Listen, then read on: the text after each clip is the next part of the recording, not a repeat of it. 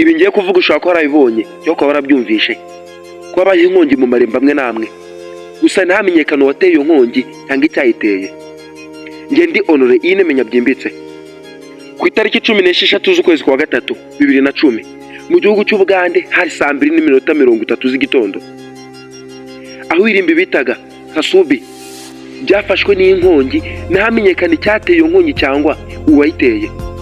Gusa nk'uko ubushakashatsi bubigaragaza buvuga ko mu mubiri w'umuntu mu magufa habamo ibinyabutabire bibiri gusa akaba ari n'imyunyungugu, hariho bita phosphorus, hakaba undi munyungugu bita calcium.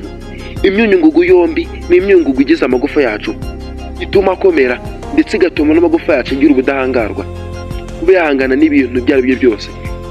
Kandi ndetse nk'uko imisokoro iba mu magufa yacu ari ikora amaraso agize umubiri wacu, iyo imyunyungugu ifite amaraso arakoreka neza nta kibazo. Gusa koko nk'uko ubushakashatsi bugaragaza bivuga ko hagenda hashira iminsi myinshi umuntu ashyinguye, ya myunyungugu iri mu magufa yiwe igenda isohokamo ikaba ishobora guhura n'urwuka cyangwa icyokotsi kiri kuzamuka mu butaka, ya myunyungugu ikazamukamo. Iyo igeze hejuru hano ku butaka igahura n'uyu mwuka mwiza duhumeka bita oxygene, bishobora kuza guhura bigakora icyo bita chemical reaction cyangwa bikihuza bikaba byatanga ibishashi by'umuriro. Ibyo bishashi by'umuriro bishobora guhura na bya byatsi biri muri rya rimbi bikarangira inkongi y'umuriro ibayeho. Dore iyo mpamvu ibitera niyo. Njye nari Honore nemenya byimbitse ndabakunda cyane. Ciao.